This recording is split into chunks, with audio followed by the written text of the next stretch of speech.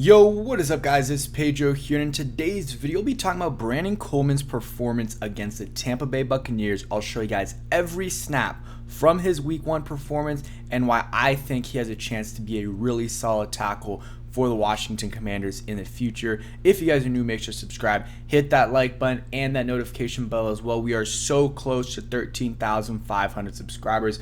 Please help me get there. It just takes 1 second. Take a chance on me. Also check out BetUS, who is sponsoring today's video.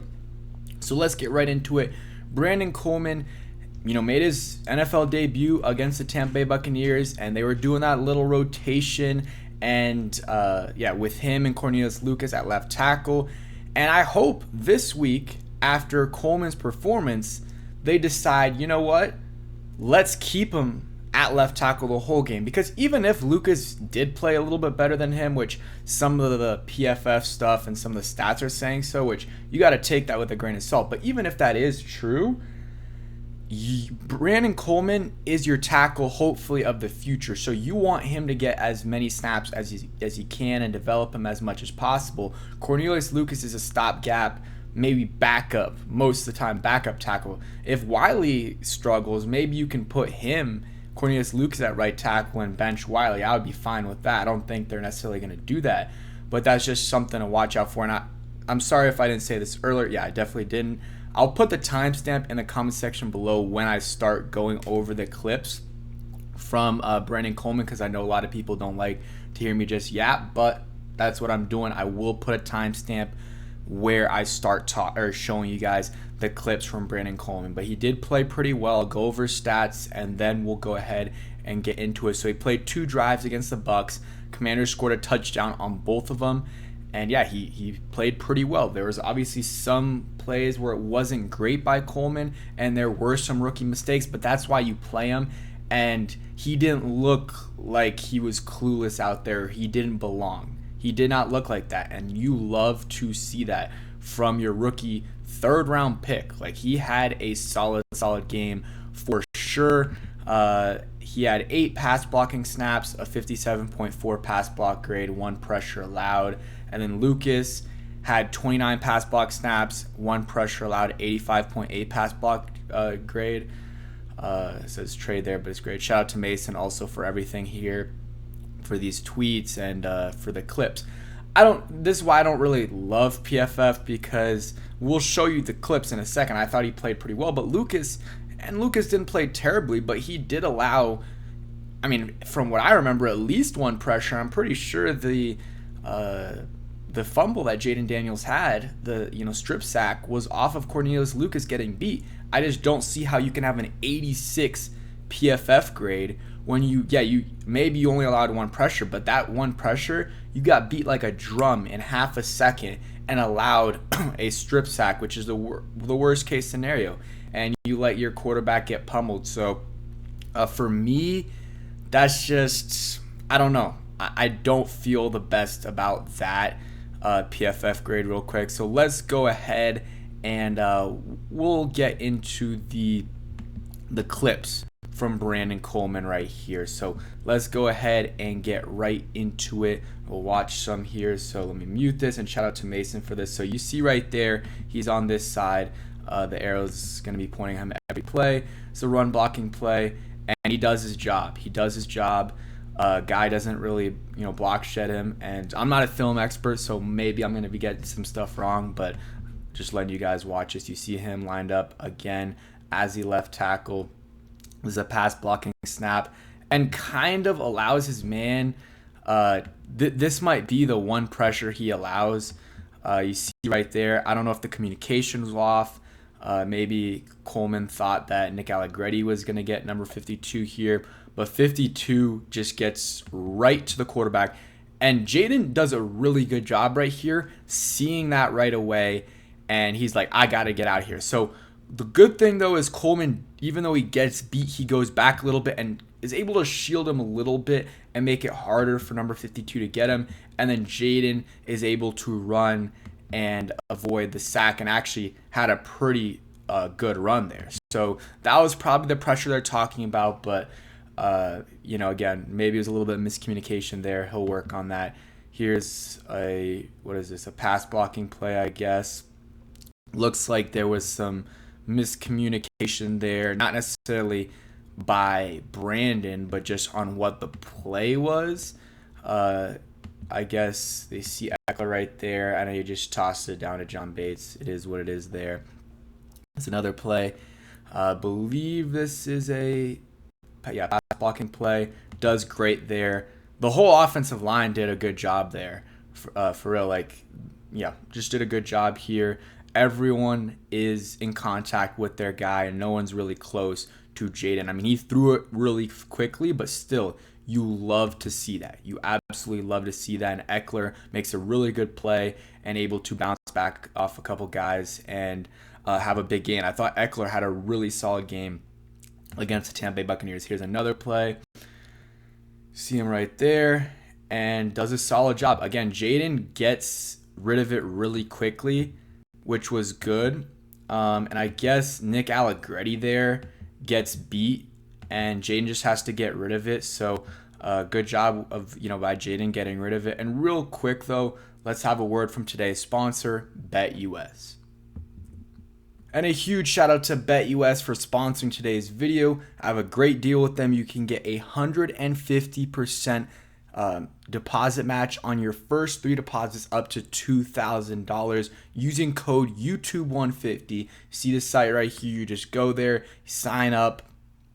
You go to the page here. There's so many different sports you can bet on. You got football, you got basketball coming up soon, hockey, you got baseball going on. So many different things.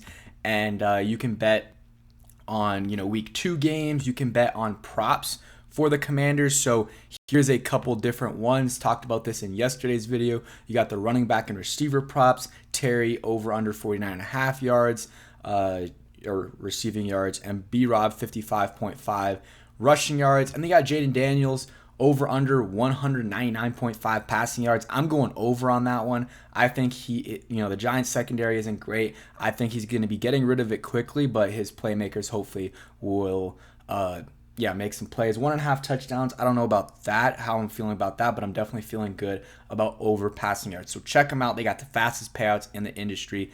And as usual, though, bet responsibly. All right, and we're back right now, and we'll just keep going through these clips right here. Again, huge shout out to BetUS. You see Brandon Coleman lined up there again and does a really good job on number 52. He did the best job maybe not out of anyone, but he kept Jaden Daniels safe for a while. After a little bit, he got beat, so maybe he needs to work on that a little bit. But he wasn't.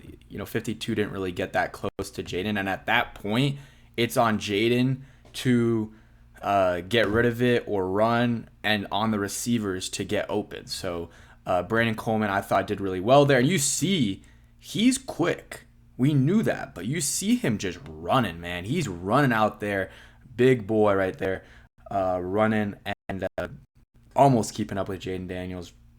Here's another play in the run game. Creates a hole there. Was that for, I don't know if that was Robinson or Eckler. I can't. Let's go back real quick. I think that's Robinson. I can't see the number there, but yeah, I think that's Robinson. Not completely sure, though. I can't see if it's 8 or 30.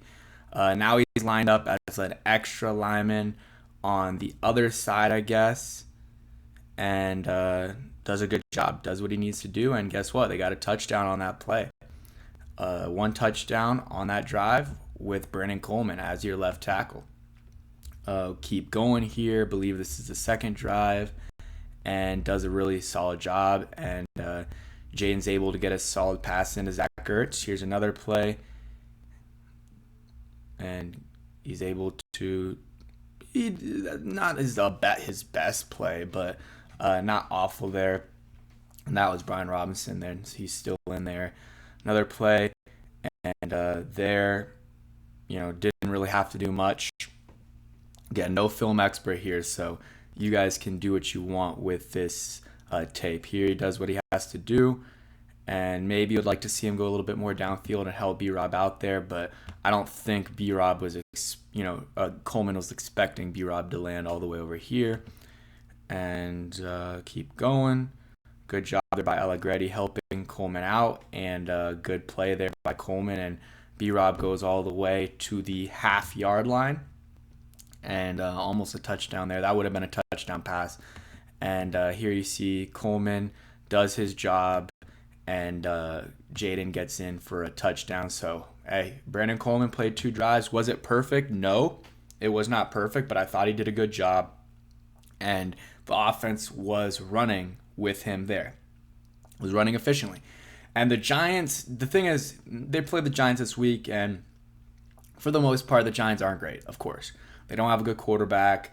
The receivers are questionable. I mean, they have Malik Neighbors, who I think is going to be a stud, but, he's still young. And he's already good. But besides Neighbors, they don't have a lot of guys. They got some guys with potential like Jalen Hyatt and Wan'Dale Robinson.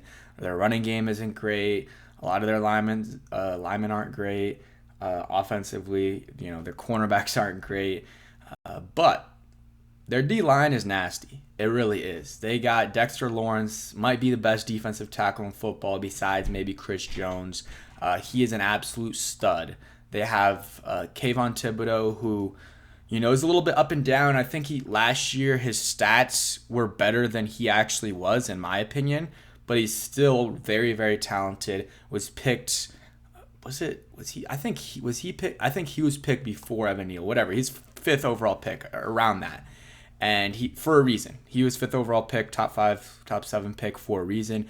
Very, very talented player. I think he was 3 and then maybe Neal is 5, if I remember correctly. But he always seems to ball out against us. And then they got Brian Burns, who's also a stud. So they just have a very talented defensive line. So it might be a tougher game for Brandon Coleman. But hey, if you're going to be a stud in this league, you're going to have to perform against these good players. And so I want to see him play, see what he can do. And I would just keep him in there. If he's really, really struggling, then I guess you put in Cornelius Lucas, because you don't want to hurt your franchise quarterback in Jaden Daniels. But I feel good about Brandon Coleman and his future here in Washington and the league. He's listed as a top left tackle for the Week 2 depth chart. I think we can just get rid of this rotation. There's no reason to rotate Coleman and Lucas in and out. Like, Coleman was playing fine, and the offense was playing fine with him. So, again, I just don't see a reason to rotate them in and out unless Coleman starts to play poorly. If that's the case, all right, we can talk about maybe putting in Cornelius Lucas. But we can also talk about putting Cornelius Lucas in for Andrew Wiley. And then this week, injury-wise, I think they just posted something. I'll go ahead and get into that real quick. Let's see. Okay, sorry. I thought JP had it up. I know, or we'll just go Ben Stanek. I know Johnny Newton is questionable for the game. And then you got Quan Martin and Clelin Ferrell are actually questionable as well, which is interesting. I guess they just popped up on the injury report. Emmanuel Forbes is out. We know why. He's had surgery today. They said probably not on IR, so I guess that's good news. And then Clelin Ferrell with a knee, Quan Martin with a hamstring. I mean, Quan was limited, so I'm guessing he's going to play. But it is a hamstring. But I feel like if it was bad, they just wouldn't have him practicing, because with a hamstring, you just don't want to aggravate that. And then Johnny Newton, whatever you want to call him, it's questionable. I don't know if he's going to play. Limited, which is good. I think they might give him another week, see how he is before playing him, but would like to see him on the field very soon. So if not this week, he's got to play next week. But yeah, that's it for today's video. Hope you guys did enjoy. If you did, hit that like button, subscribe if you guys new. And if you guys did stay until the end, go ahead and comment down below who's an OG. Go ahead and comment down below, not an OG, but Deshazier Everett. Go ahead and comment down below Deshazier Everett. Thanks for watching, and make sure you guys check out BetUS. Peace.